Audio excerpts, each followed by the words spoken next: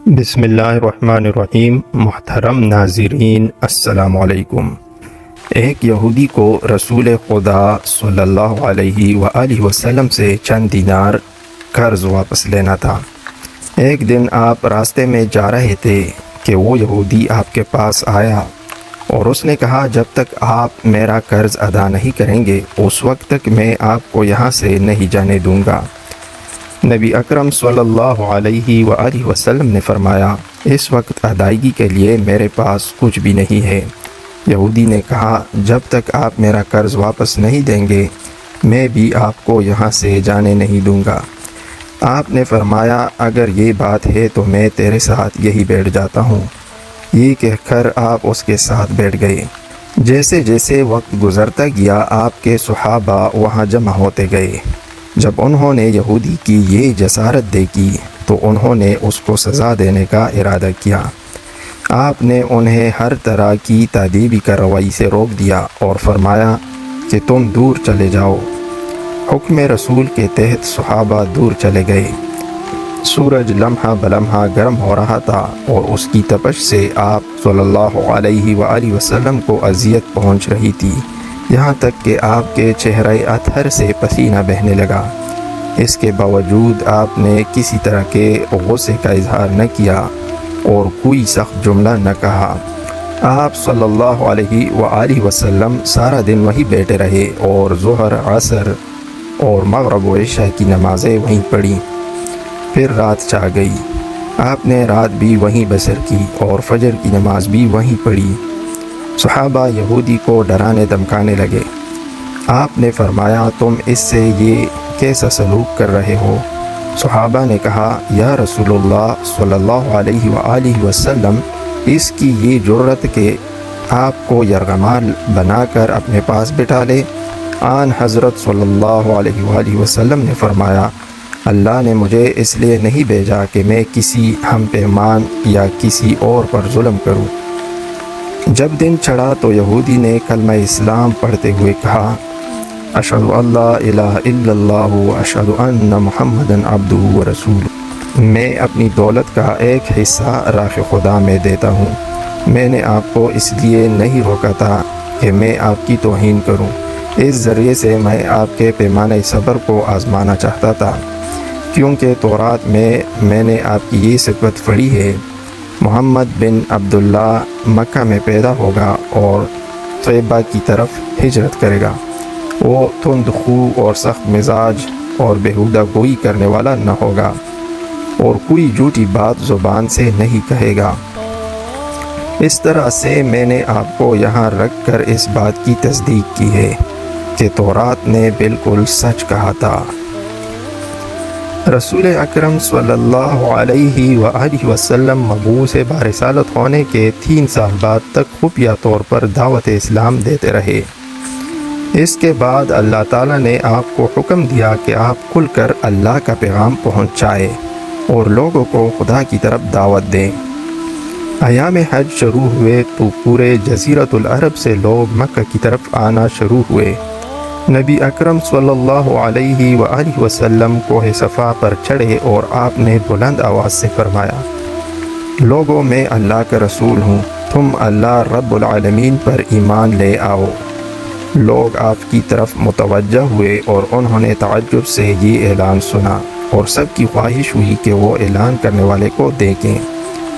پھر آپ صفا سے اتر کر مروہ آئے اور وہاں پر بھی آپ نے 3 بار یہی اعلان کیا۔ جب ابو جہل نے آن حضرت صلی اللہ علیہ وآلہ وسلم کا یہ اعلان سنا تو اسے سخت غصہ آیا۔ اس نے زمین سے ایک پتھر اٹھا کر آپ کی پیشانی پر مارا، جس سے آپ کی پیشانی زخمی ہو گئی، خون بہنے لگا اور آپ کا پورا چہرہ لہولہان ہو گیا۔ اس کے بعد تمام مشرکین آپ کو پتھر مارنے لگے۔ نبی اکرم صلی اللہ علیہ وآلہ وسلم مجبور ہو کر کوہ ابو قبیس پر چڑھ گئے اور ایک چٹان کے پیچھے جا کر چھپ گئے۔ مشرکین نے بھی آپ کا تعاقب کیا لیکن آپ انہیں کہیں دکھائی نہ دیے۔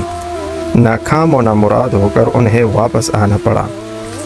اسی اثناء میں ایک شخص نے حضرت علی رضی اللہ تعالیٰ عنہ کو اس واقعے کی اطلاع دی اور کہا کہ میرا خیال یہ ہے کہ محمد صلی اللہ علیہ وآلہ وسلم مارے جا چکے ہیں، نعوذ باللہ۔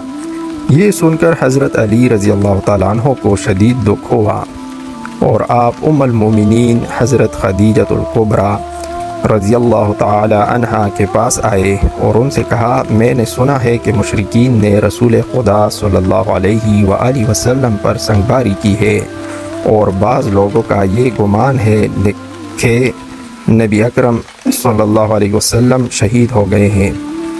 آپ روٹی پانی اٹھائیں اور میرے ساتھ انہیں تلاش کرنے کے لیے چلے، ممکن ہے ہمیں ان کا کہیں نشان مل جائے۔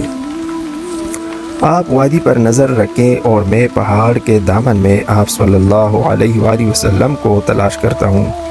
آپ روتے ہوئے آگے بڑھے اور آپ کہہ رہے تھے، یا رسول اللہ، ہمیں جواب دیں، آپ کہاں ہیں؟ میری روح آپ پر قربان، آپ کسی وادی میں بھوکے پیاسے ہیں، آپ نے مجھے اپنے ساتھ کیوں نہ لیا تھا؟ حضرت خدیجہ رو رو کر فریاد کر رہی تھی، کوئی ہے جو نبی مصطفیٰ کی مجھے خبر دے، کیا کسی نے انہیں دیکھا ہے جو مجھے ان کے متعلق بتلائے؟ اس وقت جبرائیل امین علیہ السلام رسول خدا صلی اللہ علیہ وآلہ وسلم پر نازل ہوئے۔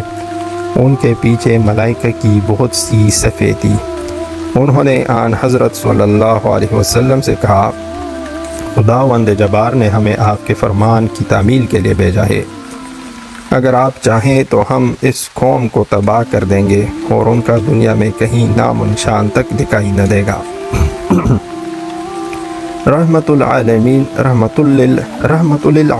نے فرمایا، میں نبی رحمت بنا کر بھیجا گیا ہوں، میں عذاب و انتقام کا حامی نہیں ہوں۔ پروردگار میری قوم کو معاف کر دے، وہ مجھے جانتے نہیں ہیں۔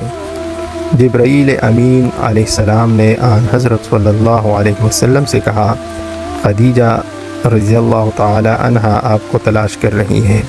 خدیجہ کے رونے نے آسمان کے فرشتوں کو رلا دیا ہے، آپ انہیں جواب دیں، خدا کی طرف سے اور ہماری طرف سے انہیں سلام پہنچائے اور انہیں جنت کی بشارت دیں۔ نبی اکرم صلی اللہ علیہ وآلہ وسلم نے خدیجہ و علی رضی اللہ تعالیٰ عنہ کو صدا دی اور انہیں اپنے پاس بلایا۔ دونوں شخصیات آپ کی خدمت میں حاضر ہوئیں، انہوں نے آپ کی پیشانی پر پٹی باندھی اور گھر لے آئے۔ جب مشرکین کو معلوم ہوا کہ نبی اکرم صلی اللہ علیہ وسلم اپنے گھر آ چکے ہیں تو انہوں نے گھر کا محاصرہ کر لیا اور سنگ باری شروع کر دی۔ حضرت علی رضی اللہ تعالیٰ عنہ اور حضرت خدیجہ رضی اللہ عنہا آپ کا دفاع کرنے لگے۔ جب سنگ باری میں معمولی سا وقفہ ہوا تو حضرت خدیجہ رضی اللہ تعالیٰ عنہا گھر سے نکلی اور انہوں نے چیخ کر کہا، فرزندان قریش، کیا تم سے حیا رخصت ہو گئی ہے؟ اپنے قبیلے کی معزز اور محترم خاتون کے گھر پر سنگ باری کرنے لگے ہو۔ اگر تمہیں خدا کا خوف نہیں ہے تو دوسرے لوگوں کو اپنے اوپر ہنسنے کا موقع نہ دو اور اپنے لیے ہمیشہ کی ذلت و بدنامی تو نہ خریدو۔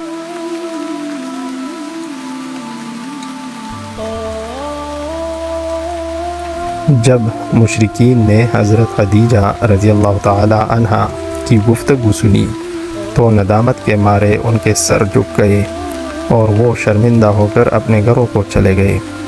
نبی اکرم صلی اللہ علیہ وآلہ وسلم نے دعوت اسلام کا آغاز ان روح پرسا واقعات کے ساتھ کیا تھا۔ آپ پر کروڑوں سلام ہوں۔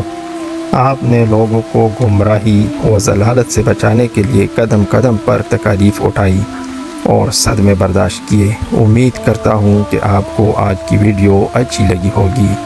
اگر آپ کو ہماری ویڈیو اچھی لگی ہے تو ویڈیو کو لائک کریں اور مزید اس طرح کی ویڈیوز دیکھنے کے لیے ہمارا چینل سبسکرائب کر لیں۔ ملتے ہیں نیکسٹ ویڈیو میں، اجازت دیجیے، اللہ حافظ۔